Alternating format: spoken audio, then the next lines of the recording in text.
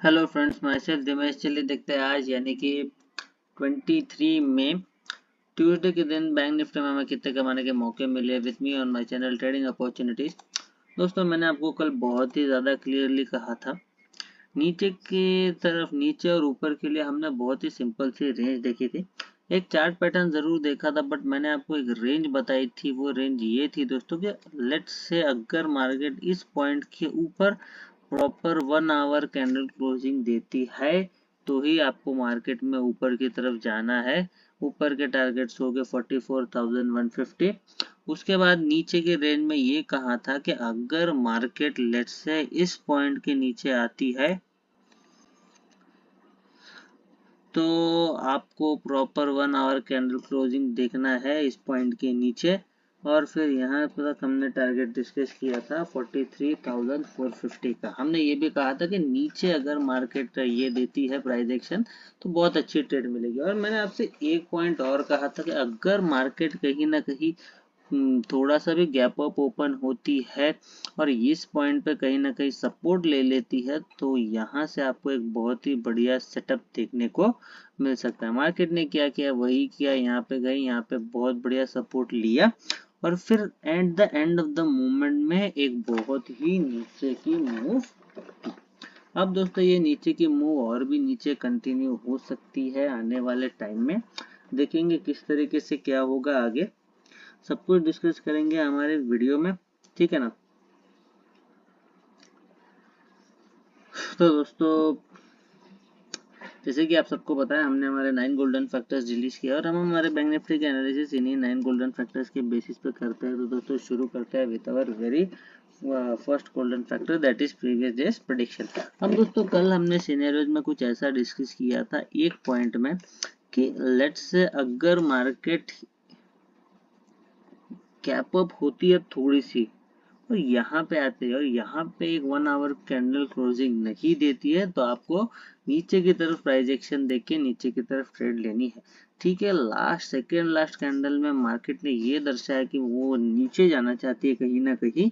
यहाँ पे भी अगर आप ट्रेड लेते तो लेट्स से एक 150 पॉइंट्स की मूवमेंट आपको उस एक कैंडल में भी मार्केट में मिल जाती, बहुत ही क्लियर कट, ठीक है ना। और अगर आप रेंज में लक्ष्य, जैसे कि मैंने कहा था कि मार्केट अगर देना है तो पहले ही 1 आवर कैंडल क्लोजिंग दे देगी। यहाँ पे मार्केट ने नहीं दिया, उसका मतलब आपको समझ जाना चाहिए था कि मार्केट जो है वो नीचे जाना चाहती है।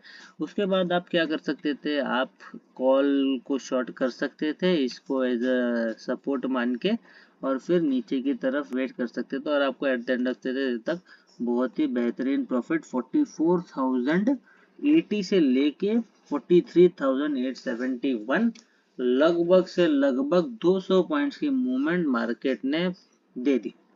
कोई भी टेंशन की बात नहीं है, ठीक है।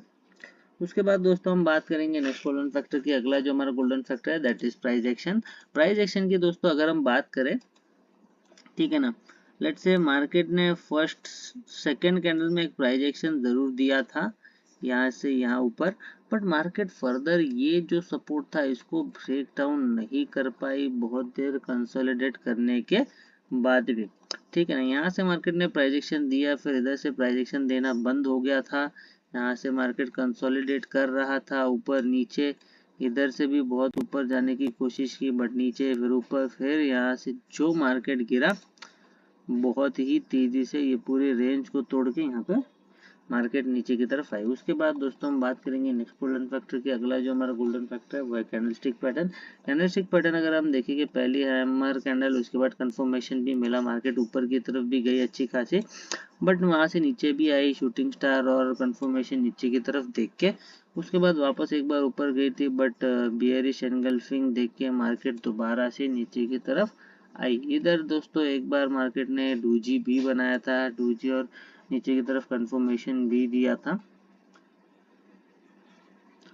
कंफर्मेशन लगभग नहीं दिया था, डोजी के बाद डोजी ही बनाई थी, बट उसके बाद मार्केट नीचे की तरफ आ गई थी और अच्छा खासा एक ट्रेंड नीचे की तरफ देखने मिला, ठीक है ना। उसके बाद हम बात करेंगे नेक्स्ट गोल्डन फैक्टर की। अगला जो हमारा गोल्डन फैक्टर है दैट इज चार्ट पैटर्न ऐसे देखेंगे तो कुछ नहीं है, वही कहूँगा, एक ट्रायंगल दिख रहा था, ऐसे कुछ हमने लाइन ड्रॉ किया था और ऐसे कुछ लाइन ड्रॉ किया था। तो ये जो ट्रेंड लाइन है अब ये ब्रेकआउट देगी, अगर यहाँ से ब्रेकआउट मिलता है तो मार्केट यहाँ तक आनी चाहिए एक्सपेक्टेडली, ठीक है ना। जैसे मार्केट इस लेवल को क्रॉस कर देगी एक बार यहाँ पे रेजिस्टेंस फेस करके मार्केट नीचे की तरफ सीधा आ सकती है, ठीक है ना। उसके बाद दोस्तों हम बात करेंगे नेक्स्ट गोल्डन फैक्टर की। अगला जो हमारा गोल्डन फैक्टर है that is support and resistance.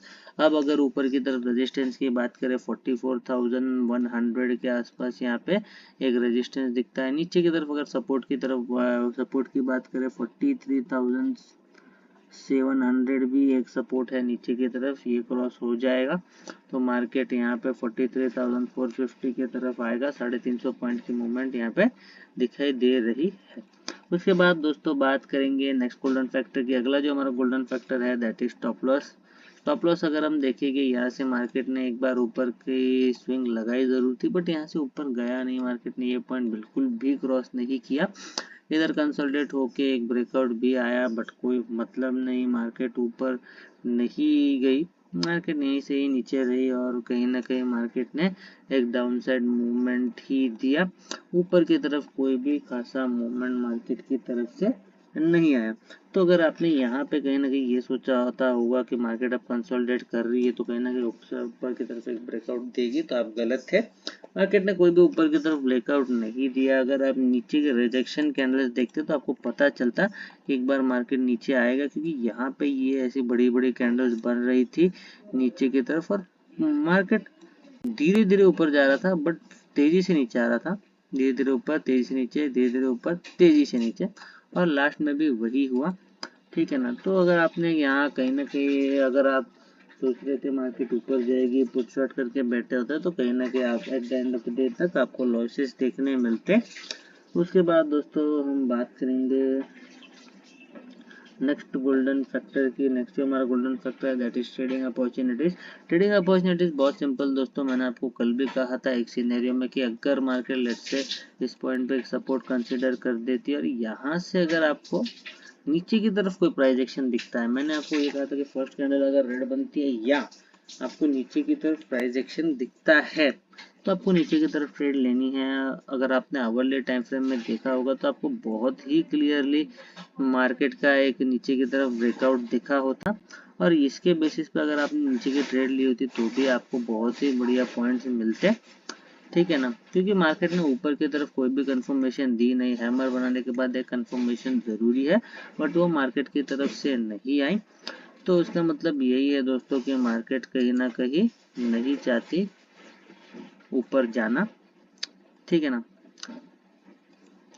तो जैसा कि हमने डिस्कस किया था नीचे की तरफ प्राइस एक्शन देखिए अगर आपने ट्रेड ली होती है तो आपको नीचे की तरफ बहुत ही बढ़िया एक ट्रेडिंग अपॉर्चुनिटी लगभग 100 से 150 पॉइंट्स मिलते, ठीक है ना। उसके बाद दोस्तों हम बात करेंगे नेक्स्ट गोल्डन फैक्टर की। अगला जो हमारा गोल्डन फैक्टर है दैट इज साइकोलॉजी। साइकोलॉजी में दोस्तों जो मार्केट कहीं ना कहीं ऊपर जाती हुई नजर आ रही थी उसको उसके लिए मैं कहूँगा कि मार्केट में भी यहाँ से नीचे की तरफ आ सकती है। हाँ, मार्केट ने ये जो सारे लोज है हायर लोज बनाए हैं बट फर्दर हायर हाई नहीं बनाए हैं।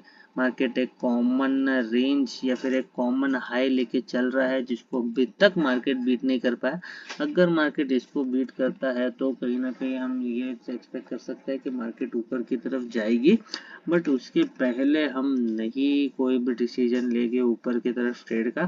फिलहाल के लिए जिस हिसाब से लास्ट मोमेंट पे एक सेलिंग आई हमें यही देखने मिलता है कि मार्केट कहीं ना कहीं नीचे की तरफ आ सकती है।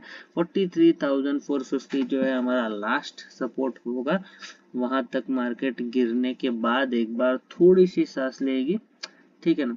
उसके बाद दोस्तों हम बात करेंगे नेक्स्ट और लास्ट गोल्डन फैक्टर की दैट इज टुमारोज प्रेडिक्शन। अब अगर कल के प्रेडिक्शन की बात करें, ठीक है ना, तो एक बेयरिश व्यू देख लेते हैं मार्केट में। लेट्स से मार्केट की एक रेंज, अगर मार्केट को बेयरिश होना है तो मार्केट को अब गैप अप ओपन होके एक अच्छी खासी ग्रीन कैंडल बनानी पड़ेगी ऊपर की तरफ, तो ही आप कह सकोगे कि मार्केट कहीं ना कहीं अपना मार्केट कहीं ना कहीं बुलिश है।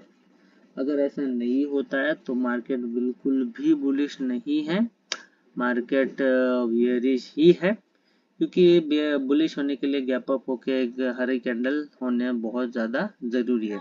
क्योंकि अब क्या हो जाएगा, अगर मार्केट फ्लैट ओपन होके ऊपर भी जाती है तो, क्योंकि अगर मार्केट इस लेवल से नीचे आई है तो बहुत चांसेस है मार्केट अगर फ्लैट ओपन होकर ऊपर जाए तो यहाँ पे प्राइस एक्शन बना के फिर नीचे की तरफ आ सकते हैं। क्योंकि मार्केट यहाँ से ऐसी आई, यहाँ से ऐसी आई, अब यहाँ से नीचे आई है एक रेंज तोड़ के, तो हो सकता है मार्केट यहाँ पे आए, एक प्राइस एक्शन दे और नीचे की तरफ वापस ट्रेड करने स्टार्ट हो जाए। ठीक है ना। तो फ्लैट ओपनिंग में तो मुझे यही लग रहा है कि मार्केट फर्दर ऊपर नहीं जाएगी, इस रेंज को तोड़ के नीचे की तरफ आई है तो वापस से इस पे एक रेजिस्टेंस बना के फिर फर्दर कंटिन्यू कर सकती है। उसके बाद अगर हम बात करेंगे नेक्स्ट सिनेरियो की, तो लेट्स से अगर मार्केट फ्लैट ओपन होकर नीचे आती है तो पहला तो मैं यही कहूँगा 43,700 विल बी फर्स्ट टारगेट, क्योंकि यहाँ से मार्केट में एक बाउंस बैक आया था तो हो सकता है यहाँ से एक छोटा सा बाउंस बैक आए और फिर मार्केट ने जो यहाँ पे प्राइस एक्शन बनाया होगा उधर से जाके इसको तोड़े। ठीक है ना, क्योंकि ये जो है ये एक मार्केट में सपोर्ट है, ये भी एक सपोर्ट है। तो अब मार्केट इसको तोड़ने के लिए एटलीस्ट एक बार तो इसको हिट करेगी, फिर ऊपर से वापस एक बार रेजिस्टेंस फेस करके इस लेवल को तोड़ेगी और फिर मार्केट लास्ट यहाँ पे आएगी 43,450 पे। ठीक है ना। तो लेट्स से मार्केट में अगर छोटा सा गैप अप यहाँ पे या फिर फ्लैट ओपन होके ऊपर जाती है तो सबसे बेस्ट सेटअप होगा, क्योंकि 44,000 से लेके 43,450 एक बेस्ट मूव मिलेगी। ठीक है ना। बट अगर मार्केट में तो एक बेस्ट मूव आएगी और मार्केट में बहुत जबरदस्त पैसा कमाने का मौका मिलेगा। ठीक है ना। बट अगर मार्केट उसके विपरीत गैप डाउन हो जाती है, गैप डाउन अगर लेट्स से थोड़ी सी होती है यहाँ कहीं पे, तो एक बार सोच हाँ 80 रुपये किलो, तो एक बार सोच सकते हैं कि मार्केट यहाँ से अगर ऊपर की तरफ जाए और फिर नीचे के आए तो ये एक बेस्ट सेटअप हो सकता है। बट अगर यहाँ से मार्केट ने एक बार सपोर्ट ले लिया, जो कि लग रहा है ले सकती है, गैप डाउन में यही लग रहा है कि अगर मार्केट यहाँ पे एक बार सपोर्ट लेगी, let's say gap down open हुई तो एक पुल बैक जरूर आएगा और मार्केट कहीं ना कहीं इस पॉइंट पे आके फिर नीचे की तरफ आ सकती है, क्योंकि एक बार इस सपोर्ट को रिस्पेक्ट करेगी और फिर मार्केट जो है वो नीचे की तरफ तोड़ेगी। ठीक है ना। तो गैप डाउन का सिनेरियो भी इतना कुछ खास है नहीं।